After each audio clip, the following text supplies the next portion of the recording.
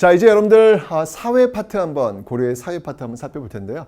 자, 신문제부터 한번 살펴보도록 하겠습니다. 이제 중요한 건 뭐냐면 고려 사회는 그 앞에 있었던 고대에 비해서는 조금 더 열려 있는 사회였다라고 하는 거, 요거 여러분들 좀 기억해 주시면 좋겠습니다. 그래서 우리는 고대를 중세라고 부르는 거예요. 아니죠? 우리 고려를 중세라고 부르는 거죠. 그죠? 자, 먼저 신문제부터 한번 살펴보도록 하겠습니다. 자, 먼저 지배층부터 한번 보죠. 자, 과연 지배층들은 어떤 사람들이 있는지 한번 보겠습니다. 이거 이제 복습하는 거예요, 여러분들. 복습하는 거예요, 복습하는 거. 자, 지배층은 여러분들, 자, 먼저 이 누가 세운 나라예요? 예, 호족들이 세운 나라다. 라고 설명드렸고요. 예, 그리고 이 호족과 그리고 육도품들이 세운 그런 나라였다. 라고 제가 강조하고 또 강조했습니다. 그죠? 근데 이제 이들이 이제 시간이 지나면서 무엇으로 바뀌더라? 문벌 귀족들로 바뀌더라. 문벌 귀족들로 바뀌더라. 그런데 이들은 그 기득권을 놓지 못하네. 결국은 칼 맞네. 그러면서 무신들이 권력을 장악하더라. 그러면서 이제 이후에 몽골 침입 과정 속에서 무너지고 원의 비리부터 성장하는 세력이 등장하니 그들이 바로 권문세족이더라 라고 설명드렸습니다. 이렇게 이제 흘러가는 거 기억나시죠, 여러분들? 좋습니다. 자, 기억하시면 되고요. 자, 이 지배층들의 변화가 이제 이렇게 흘러가는데, 이 지배층들은요, 이들만 있었던 건 아니고요. 요 밑에, 문벌 귀족 밑에 또 중류층이라고 있어요. 중류층. 중류층. 어쨌건 이 중류층도 역시 마찬가지로, 예, 지배층엔 들어가는데 하급 관리들이다라고 보시면 돼요. 네, 그러니까 이게 위에 있는 지배층들도 서포트해주는 어떤 그런 하급 관리들이다라고 보시면 되겠습니다. 하급 관리들. 그래서 뭐 이대로 본다면 뭐 중앙관청에서 일하고 있는 뭐 남반이라든지 또는 지방 실질적 지배 세력이라고 할 수 있는 제가 향리 이미 설명드렸습니다, 여러분들. 5도 양계 설명드릴 때 지방까지 파견되지 않은 지역을 실질적으로 다스리는 세력 향리. 고려의 향리와 조선의 향리는 질적으로 다르다라는 설명을 드렸어요. 그죠?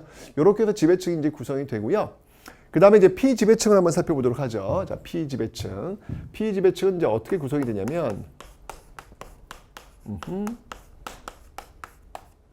자, 이렇게 해서 지배층과 피지배층으로 나누어지는데, 이 피지배층은요, 일단 기본적으로 인구의 다수를 차지하겠죠.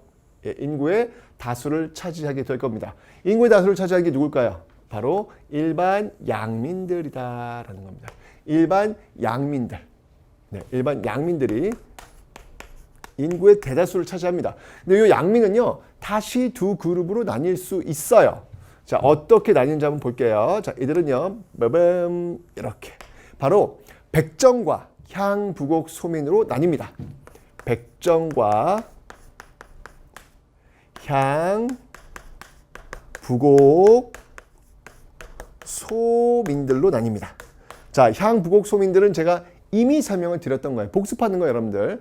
이 백정들, 자, 우리가 여기서 놓치지 말 건 뭐냐면 이 백정이에요, 백정. 선생님, 백정이면 소잡고 돼지잡고 이거 천민 아닌가요? 좋아요. 그 백정은 조선시대 백정이에요. 고려시대 백정은요, 일반 백성입니다. 여러분, 이 고려시대 백정은 잊지 마세요. 이들은요, 일반 농민들이에요. 일반 농민들. 예. 그러니까 고려의 백정과 조선의 백정은 다르다라고 보시면 됩니다. 이 백정이 가장 많아요. 인구의 대다수를 차지하는 게 바로 이 일반 농민들이니까 백정들이 인구의 대다수를 차지하고 있다라는 것을 일단 기억해 놓으시면 되고요. 그 다음에 향부곡 소민들이에요. 이 향부곡 소민들은 어떤 사람들이냐면, 일단 이 향부곡민들은요, 이 농업에 종사하는 사람들, 농업에. 그리고 소민들은요, 예, 수공업에 종사하는, 예, 그런 사람들인데, 이들은요, 백정들에게 차이점이 뭐냐면, 일단 거주 이전의 자유가 없어요. 예, 그 차별들. 일단 세금 차별이 있어요. 세금을 좀 더 많이 내야 됩니다. 세금은 좀 더 많이 내야 되고요. 그 다음에 거주 이전의 자유가 없다. 라고 하는, 예, 이런 어떤 그 특징들이 있어요. 이게 이제 같은 양민이지만 백정과의 어떤 그 차별점이다 라고 보시면 되겠습니다. 됐죠? 피지배층은요, 이 양민들뿐만 아니라 또 이제 어떻게 구성되냐면 쭉쭉 밑으로 와가지고 이제 완전 밑바닥에 있는 천민들이 있습니다. 네, 바로 천민들. 이 천민들 중에서 다수를 차지하고 있는 건 누구냐면요. 노비예요, 노비. 노비입니다, 노비. 노비가 가장 이 천민들 중에서는 많이 차지하는데 이 사람들은 이제 사람이 아니에요.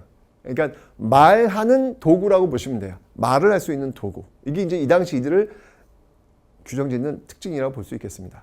말하는 도구. 좀 가슴이 좀 짠하죠, 여러분들? 네, 그래서 이 사람들은요, 매매와 상속과 증여의 재산이에요. 증여의 대상이에요. 그러니까 재산이에요, 재산. 재산이다라는 거. 말보다 쌉니다. 말값보다 쌉니다. 좀 이렇게 좀 그렇죠, 여러분들. 네, 이렇게 말들하고 비교가 되는, 왜냐하면 재산이 똑같은 재산이니까 같은 사람이지만 사람 대접을 못 받는 어떤 그런 모습들, 그 밑바닥이 이제 바로 이 노비들이다라는 거. 요게 이제 신분제, 고려 사회를 이루고 있는 그런 모습들. 그래서 귀족, 중류층, 양민, 천민. 요게 이제 기본적인 어떤 그 신분제 어떤 구조들로 되어 있다라고 하는 것을 기억해 놓으시면 되겠습니다. 됐죠? 이 정도만 기억하시면 되고요. 자, 이제 고려 사회에서 좀 독특한 특징을 하나 좀 기억하시기 뭐냐면 바로 여성이에요. 이 여성들의 가정 내 지위가 상당히 높아요. 가정 내 지위가 상당히 높다라고 하는 그 특징을 갖고 있습니다. 자, 이게 이제 어떻게 되냐면요. 우선 여러분들 보시면 알겠지만 재산 상속에 있어가지고 차별을 받지 않아요. 균분 상속이에요. 균분 상속. 똑같이 상속을 받습니다. 그러니까 당연히 어떤 결과가 나오냐면 딸도 제사를 지내요. 돌아가면서 딸도 제사를 지내는 어떤 이런 모습들. 그러니까 이걸 보면 우리 이제 고대에도 왜 고구려 서옥제 뭐 이런 걸 배웠지만 지금 우리가 여러분이 균분상속이라고 하는 거 지금은 균분상속이 됐어요. 지금은 이게 1991년 민법이 개정되면서 그 이전까지만 해도 장남이 좀 더 많이 가져가는 어떤 그런 구조, 남자가 좀 더 많이 가져가는 그런 구조였는데 이제는 이제 똑같이 나눠줘야 돼요. 똑같이 만약에 위에 저기 뭐 형이 있거나 또는 뭐 오빠가 있거나 뭐 누가 있는데 똑같이 안 나누려고 그래. 소송 거시면 돼요.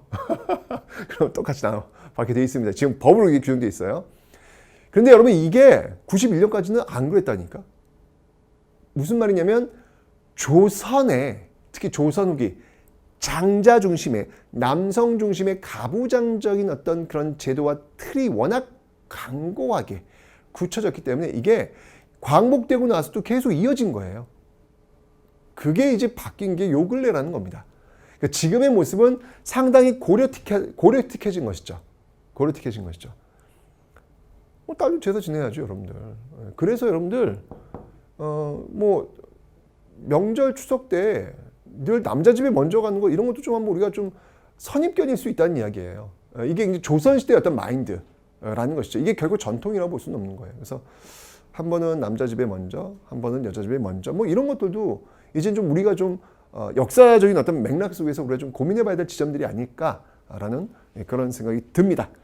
자, 어쩌면 이제 가정 내 지위가 이렇게 올라가고 있는 모습들 기억하시면 되고요.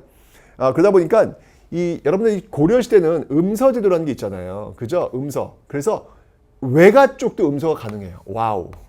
외가 쪽을 통한 음서도 가능하다. 이게 차별이 없는 거예요. 남자 집, 여자 집 이런 차이들이 없다라는 거. 그리고 또 하나 어떤 특징이 뭐냐면 호적을 기입할 때 그냥 나이순이에요.